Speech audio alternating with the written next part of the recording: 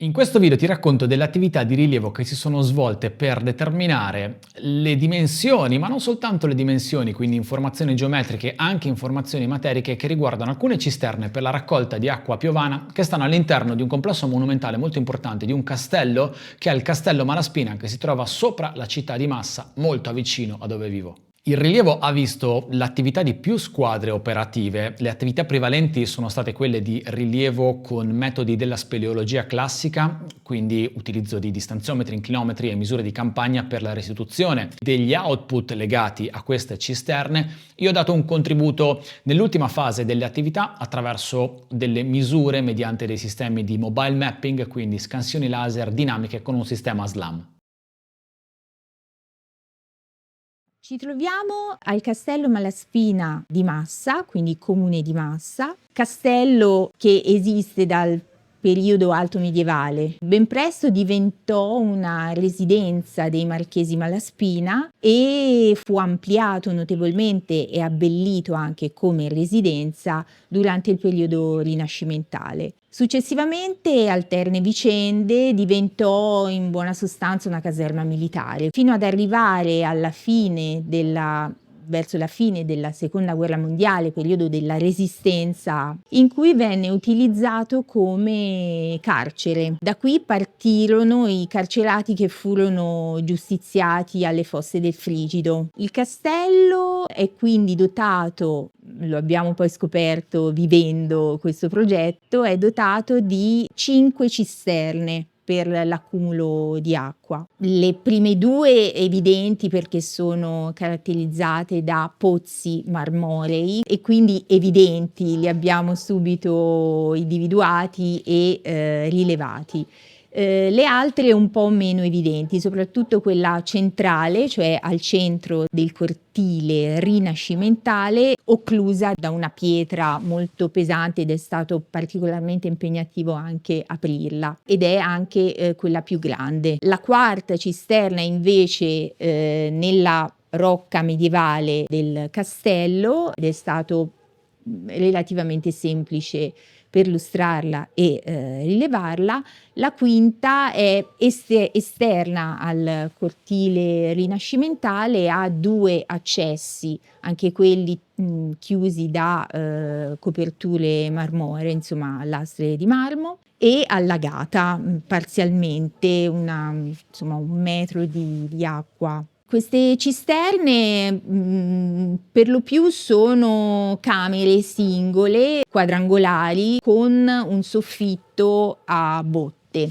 Sono costruite e rivestite con mattoncini laterizio. Alcuni soffitti non sono state ricoperte con malta idraulica, quella che serve appunto nelle cisterne destinate all'acqua, e si vedono quindi i mattoncini con cui sono state rivestite. Lo scopo della federazione è quello di incentivare, coordinare i rapporti tra i vari gruppi associati e fondamentalmente studiare le cavità carsiche, ma anche le cavità artificiali, quelle create dall'uomo. Studiarle, rilevarle e valorizzarle e proteggerle. Questo progetto, il progetto di rilievo e studio delle cisterne del Castello Malaspina, prende avvio dal 2023,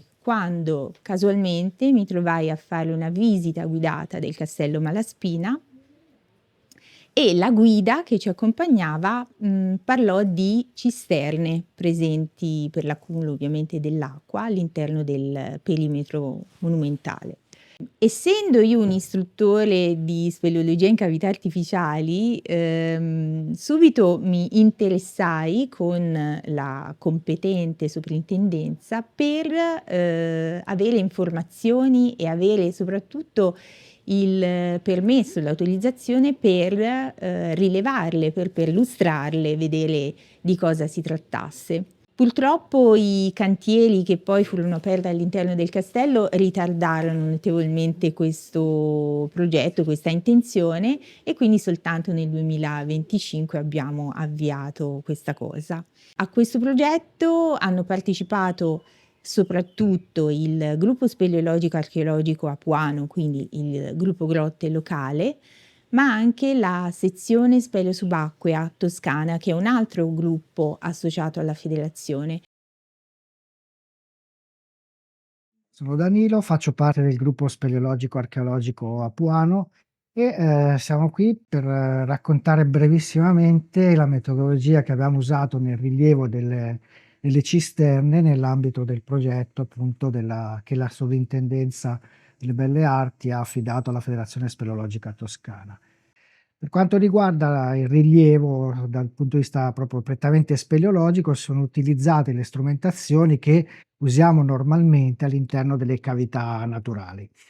Sostanzialmente si tratta di questo strumento che si chiama il Cavway, che è il diretto discendente del Disto Leica 310 modificato, e questo strumento ci consente di prendere, ogni volta che premiamo il tasto, di prendere una tripletta di misure, quindi la distanza, l'inclinazione sul piano orizzontale e l'azimut, quindi ha delle bussole dentro. Quindi noi progrediamo dentro le cavità naturali piuttosto che nelle cisterne, come in questo caso, da punto a punto, creando una poligonale e cercando appunto di definire nello spazio come si sviluppano queste cavità.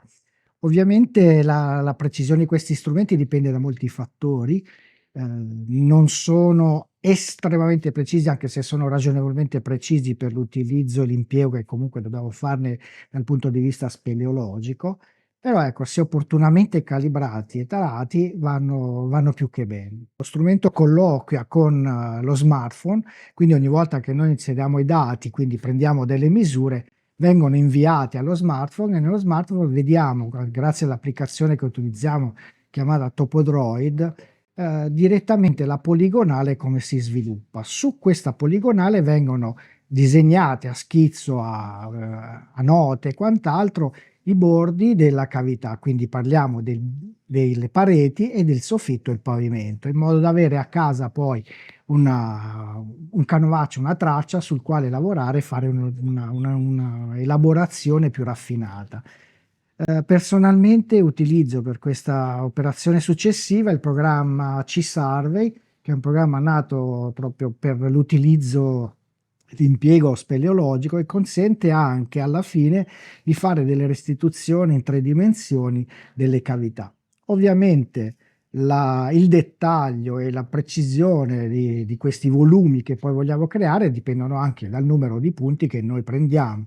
Non è un laser scanner, quindi non possiamo certo fare decine o decine e decine, se non centinaia o migliaia o milioni di punti, ma facciamo giusto quelli che ci servono anche per dargli una forma di massima, quindi non ci serve la precisione millimetrica, ma gli diamo una forma di massima e cerchiamo di interpretare appunto il volume nella montagna, in questo caso nel castello dove ci troviamo.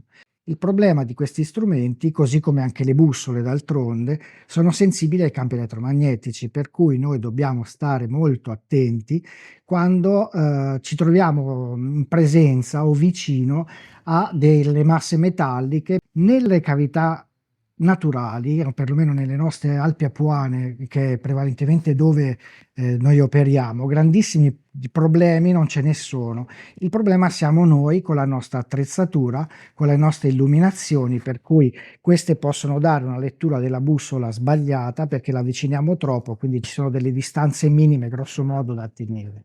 Per cui siamo noi il problema, non è la grotta.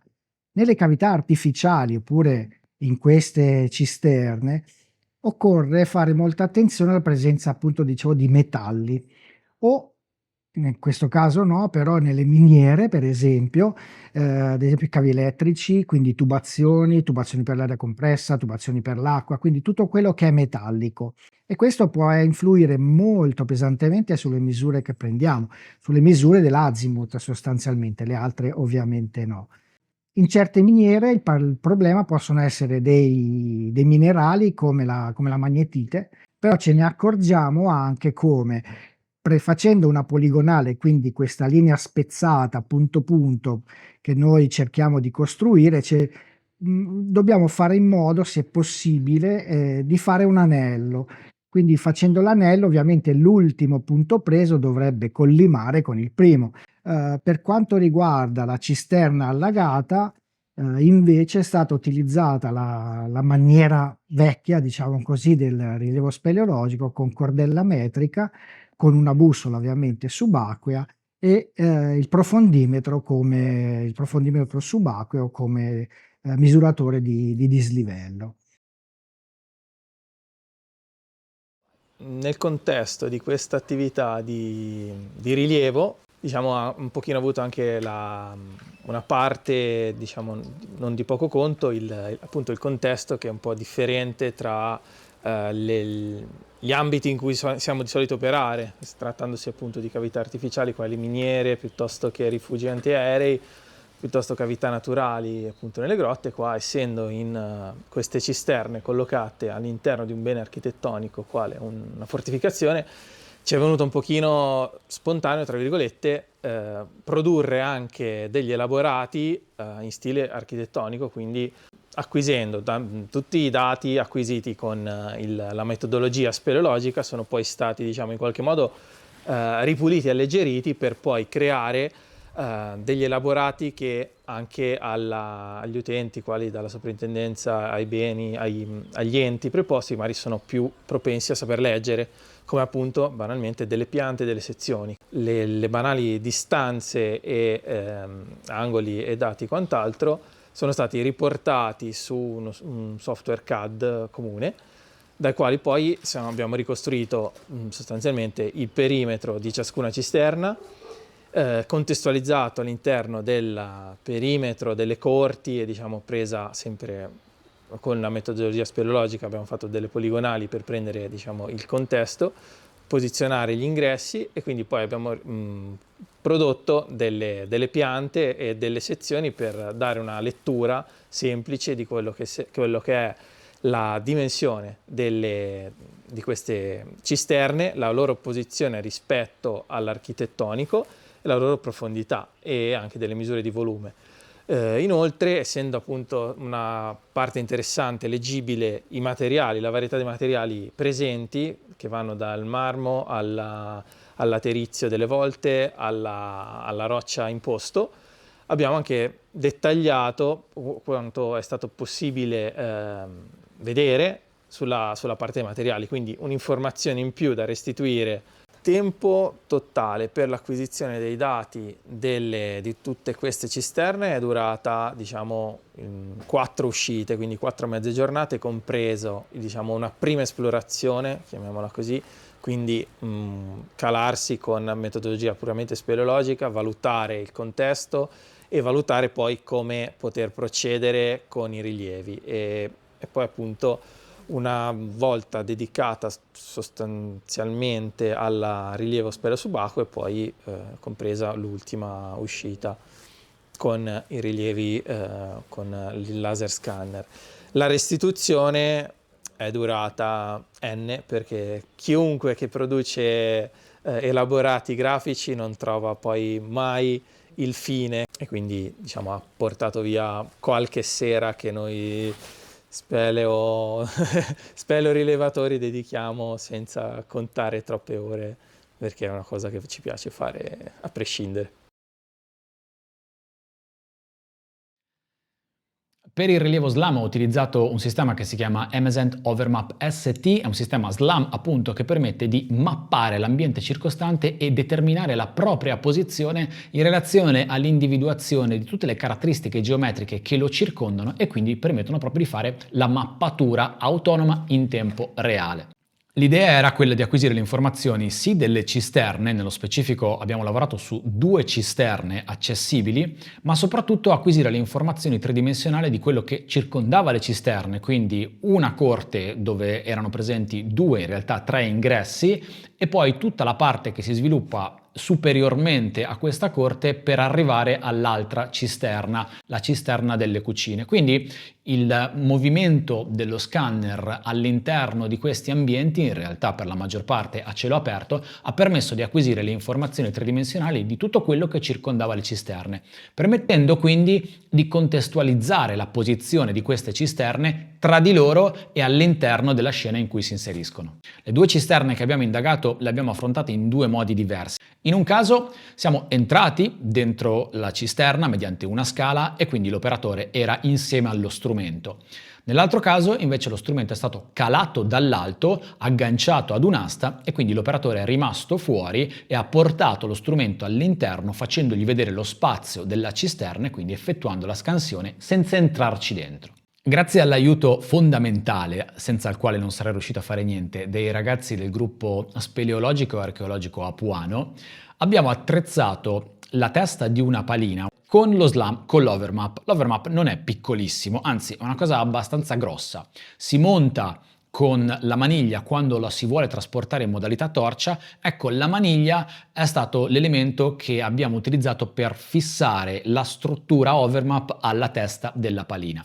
Abbiamo usato delle fascette, diverse fascette, assicurando la testa dell'asta con la maniglia e quindi con l'overmap. Successivamente abbiamo fermato a questo accrocchio la batteria, perché l'overmap ha una batteria esterna. In cima a questa struttura c'era lo SLAM che nel suo movimento acquisiva le informazioni che lo circondavano. L'ho usato muovendomi all'interno dell'area anche se stavo scansionando ambienti esterni, perché poi in corrispondenza delle cisterne l'abbiamo utilizzato per entrare all'interno dei due volumi.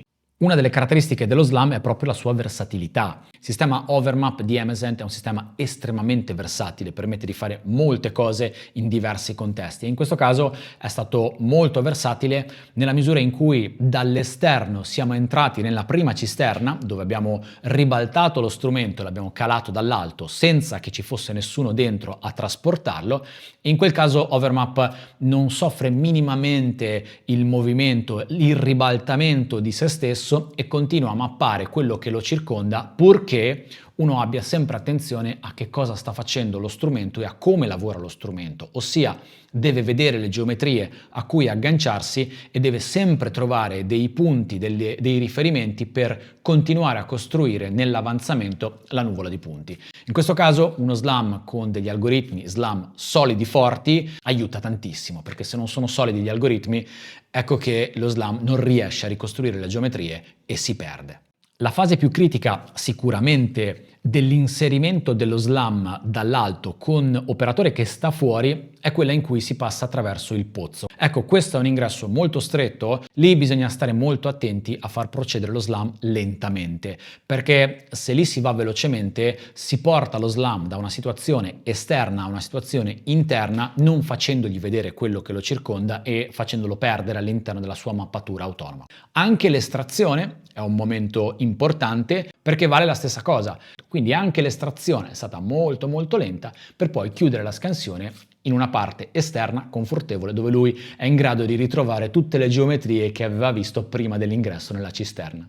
Uno dei vantaggi interessanti di questo approccio è quello del lavoro negli spazi confinati, quindi non si manda un operatore all'interno di spazi che sono potenzialmente pericolosi. Evitare di andare all'interno di uno spazio confinato è sempre un qualcosa che è a favore di sicurezza. Ci va lo SLAM, ti permette di acquisire le informazioni con l'operatore che sta fuori e quindi in una situazione di sicurezza maggiore. Un limite però è legato a come è fatto il volume in cui inserisci lo strumento e quello che effettivamente può vedere lo strumento dall'alto. Se la cisterna è semplice, ha una forma regolare e un'estensione limitata, come in questo caso, allora è tutto ok, ma se la cisterna è più grande, ma soprattutto si muove, quindi ha delle geometrie, ha dei cunicoli, ha dei corridoi all'interno, ecco che lo SLAM ha dei limiti, perché lui vede soltanto quello che riesce a guardare dall'alto, ma un muro è un ostacolo che crea delle ombre a quello che gli sta dietro. Nell'altro caso abbiamo deciso di portare lo SLAM all'interno della cisterna, dove un operatore l'ha preso e l'ha fatto girare all'interno del volume di cui voleva sapere l'informazione. Qui le cose sono state diverse. La cisterna è stata attrezzata con una scala che è stata usata dall'operatore, in realtà due operatori, per entrare all'interno della cisterna. Lo SLAM era sempre collegato all'asta estesa alla massima lunghezza, quindi dopo un giro iniziale all'esterno della cisterna, lo slam è stato calato e piano piano alcuni operatori dall'alto passavano l'asta estesa agli operatori dal basso, che lentamente hanno fatto entrare lo slam all'interno della cisterna per il pozzo d'ingresso. Qui valgono le stesse cose a cui bisogna stare attenti, ossia il momento di ingresso attraverso il pozzo è quello più critico e quindi lo slam si deve muovere lentamente perché altrimenti rischia di perdersi. Una volta che era all'interno, l'asta è stata richiusa, lo slam è stato portato all'interno facendogli fare un giro dentro la cisterna e poi in questo caso è stata interrotta la scansione dentro perché le acquisizioni erano comunque soddisfacenti, si vedeva tutto quanto attraverso l'app di controllo e poi lo slam è stato fatto riuscire senza che stesse però acquisendo informazioni 3D. Da un punto di vista del dato finale della nuvola di punti tridimensionale, portare lo slam all'interno della cisterna e farlo trasportare da un operatore ha dei grandi vantaggi in termini di completezza dell'informazione. In questo rilievo abbiamo misurato anche le coordinate di alcuni target. Ho distribuito, laddove era possibile vedere abbastanza bene il cielo, una serie di target che poi ho misurato con l'antenna GNSS. Qui la misura dell'antenna GNSS è stata abbastanza particolare. Allora l'asta, che si apre fino a 4,20 metri, mi ha permesso di alzare un po' l'antenna e di permettergli di vedere meglio la volta celeste. Questo ci ha dato la possibilità di misurare le coordinate con precisioni non stratosferiche, però sempre nell'ordine di 5-6 cm, e questo è un dato interessante perché permette intanto di avere una georeferenziazione dell'informazione, di avere un orientamento dell'informazione e di avere un'informazione anche della quota. Una cosa che assolutamente è emersa da questa attività è che servono braccia, servono persone che aiutano, che collaborano, perché è piuttosto complesso muoversi in questi ambienti e quindi è anche un fattore legato al rischio sia delle persone ma anche dello strumento, e quindi servono braccia, servono menti pensanti per supportare il lavoro. Un sistema SLAM lavora in assenza di luci, per cui non ti devi preoccupare di illuminare la scena in cui stai lavorando. Per gli spazi esterni ho utilizzato una camera che ha acquisito dei video, dei frame a 360 gradi, e in post-processing è stata colorata la nuvola di punti in modo tale da contestualizzare anche l'informazione colorimetrica dell'ambito esterno, soprattutto del Castello Malaspina. Non si può certo dire che ci sia un metodo migliore dell'altro per fare questa tipologia di rilievi in ambienti così complessi. Sicuramente la tecnologia SLAM è una tecnologia che permette di essere molto veloci in situazioni in cui lo scanner si riesce a muovere, l'operatore si riesce a muovere con lui e a mappare in tempi molto rapidi ambienti anche piuttosto complessi. Ovviamente ci sono dei limiti e in questo caso i limiti vengono superati da altri approcci. Lo SLAM non può entrare dentro una cisterna allagata e lì non c'è nient'altro da fare se non portare una squadra di speleo sub. Quindi la scelta del mezzo è sempre finalizzata al risultato, all'obiettivo che si vuole raggiungere. Il mercato in questo momento a disposizione di chi effettua rilievi propone degli strumenti che sono sempre più efficienti, lo SLAM sicuramente è uno di questi, ha i limiti, ha i pregi. Io spero in questo video, insieme ai ragazzi del gruppo speleologico e archeologico apuano e a tutti coloro che hanno lavorato a questo progetto per la mappatura e il rilievo di queste cisterne, di aver creato un contenuto utile, di aver dato degli spunti interessanti, di aver condiviso delle informazioni utili, e speriamo che in qualche modo questo lavoro possa essere condiviso anche da altri che hanno delle situazioni simili e possono trovare dei vantaggi nel portare questa metodologia di rilievo all'interno dei loro contesti.